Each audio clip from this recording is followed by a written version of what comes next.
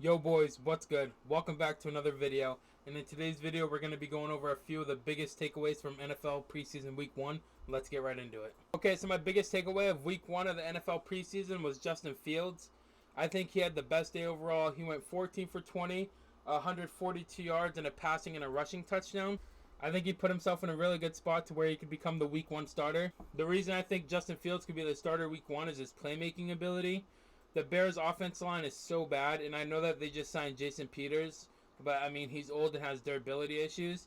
And Andy Dalton's going to be getting beat up back there if he's a quarterback, but I feel like Justin Fields' ability to evade the pocket and scramble and create longer plays helps out this offense a lot in the offensive line. When Justin Fields had 4 seconds or more to throw the ball, he was 9 for 9, which means basically if he can escape the pocket, he's going to hit the throws that he needs to hit. And honestly, with this Bears defense, I think that could lead them to a deep playoff run. All right, so my second biggest takeaway of week 1 is that the Jaguars' offensive line is really bad, and their best blocker might be Tim Tebow. And honestly, the Jaguars' offensive line is so bad that it could lead to Trevor Lawrence being the next Andrew Luck. And I don't mean that in a good way. Andrew Luck was such a good player, but his body was so hurt that he couldn't go anymore. Even when the Colts built around him, the best offense line in the NFL, Andrew Luck still retired that year because how bad his body was hurting. So I think possibly Urban Meyer might have to sit Trevor Lawrence for like maybe the first 7 weeks this year and let Gardner Minshew take the beating. As bad as that sounds, and it's going to be an unpopular opinion in Jacksonville, but you want to make sure Trevor Lawrence is healthy for years to come so you can compete down in Jacksonville. Okay, so my third biggest takeaway was Mack Jones. The reason why Mack Jones is one of my biggest takeaways is his ability to play in the Patriots offense. Mack Jones might not wow you with his arm strength or his deep ball ability, even though I feel like that's pretty good. Mack Jones is like the prototypical quarterback for the Patriots offense. He's going to get the ball out really quick, and he's going to hit those timing passes that he needs to hit, which is going to lead him to be very efficient like he was this preseason game.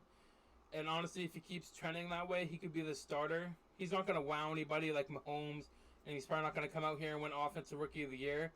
But what he is going to do is move the chains and help the Patriots win football games, and that's all we need out of him. Another big takeaway was Zack Wilson.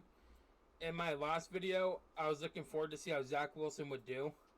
He did actually pretty good. He's been struggling in training camp and practices, but he went out there and looked honestly pretty great. His arm strength was there. The camera could barely keep up with his passes, but the lack of talent around him, I think, is just going to hurt him in the end, and he's not going to be able to carry this whole Jets team on his back.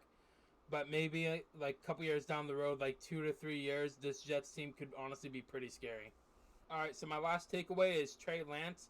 Honestly, I didn't even know if I was going to cover this because I personally don't even know how to rate his performance. He hit the throws that he needed to hit and on like the wide open passes and stuff.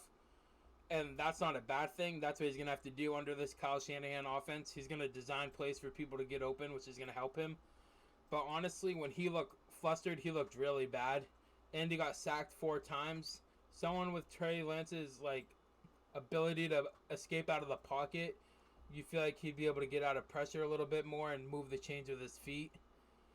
But it'll be interesting to see what he does in week 2. See what Kyle Shanahan does. Draws up. He's probably going to drop a little more plays where Trey Lance might get pressured more to see how he adapts to that.